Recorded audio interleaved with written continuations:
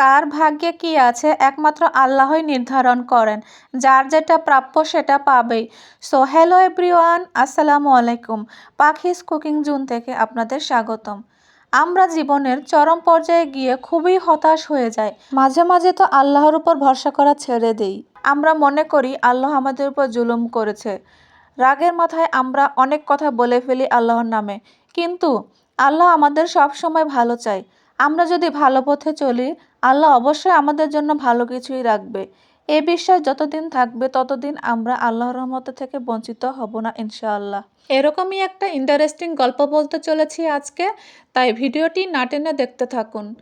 একটি জাহাজ ডুবে গিয়ে সব যাত্রী মারা গেল, শুধুমাত্র একটি যাত্রী প্রাণে বেঁচে ছিল। এবং সে কি শেষ পর্যন্ত বেঁচে ফিরতে পারল? আপনাদের কি মনে হয়? আচ্ছা, আমিই বলছি, শুনুন তাহলে।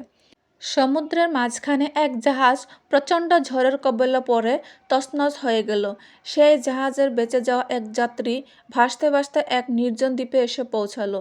জ্ঞান ফেরার পর প্রথমেই সে আল্লাহর কাছে প্রাণ খুলে ধন্যবাদ জানালো তার জীবন বাঁচানোর জন্যে। প্রতিদিন সে দ্বীপের তীরে এসে বসে থাকত, যদি কোনো জাহাজ সেদিকে আসে এই আশায়। কিন্তু প্রতিদিনই তাকে হতাশ হয়ে ফিরে আসতে হতো। এরই মধ্যে সে সমুদ্র তীরে তার জন্য একটা ছোট ঘর তৈরি করে ফেলল। সমুদ্রের মাছ ধরে এবং বন থেকে ফলমূল নিয়ে এসে এসব খেয়ে সে বেঁচে থাকলো। কয়েকদিনের মধ্যে সে একদিন খাবারের খোঁজে বনের মধ্যে গেল।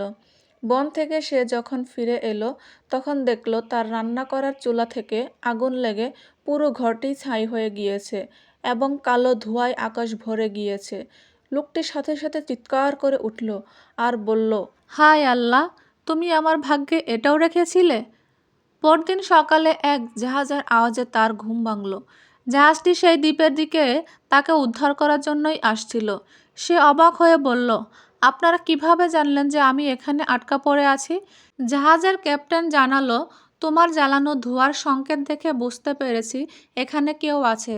তাই আমরা জাহাজ নিয়ে এগিয়ে আসতে তোমাকে দেখতে পাই এবং উদ্ধার করতে আসি। তুমি তাড়াতাড়ি জাহাজে উঠে পড়ো, আমরা তোমাকে নিরাপদ স্থানে পৌঁছে দিচ্ছি। এবার বুঝতে পেরেছেন তো আল্লাহ কখন কিভাবে মানুষকে সাহায্য করে? কার ভাগ্যে কি আছে একমাত্র আল্লাহই জানেন। আগুনটা যদি না লাগতো তাহলে ধোঁয়াটাও উৎপন্ন হতো না, আর ধোঁয়া উৎপন্ন না হলে দূরে থেকে কেউ বুঝতে পারতো না এখানে কেউ আছে। এজন্য আল্লাহ সর্বশ্রেষ্ঠ পরিকল্পনাকারী এবং সব কিছু ঊর্ধ্বে। আল্লাহর রহমতের ছায়াতলে থাকার জন্য আমাদের আল্লাহর উপর বিশ্বাস এবং আস্থা রাখতে হবে, আল্লাহর পথে চলতে হবে। তাহলে আমাদের জীবনের সমস্যার সমাধান করে দিবে একমাত্র আল্লাহ তাআলা। ভিডিওটি যদি ভালো লেগে থাকে চ্যানেলটি সাবস্ক্রাইব করে পাশে থাকবেন এবং বন্ধুদের মাঝে শেয়ার করে দিবেন। ধন্যবাদ সবাইকে। আল্লাহ হে আল্লাহ, তুমি বড়, দুঃখ দিও না, ক্ষমা করো। দুজাহানের মালিক তুমি, আমার জীবন সুখে ভরো। আল্লাহ হে আল্লাহ, আল্লাহ হে আল্লাহ, আল্লাহ হে আল্লাহ, তুমি বড়, দুঃখ দিও না, ক্ষমা করো। দুজাহানের মালিক তুমি, আমার জীবন সুখে ভরো। আল্লাহ হে আল্লাহ, আল্লাহ হে আল্লাহ।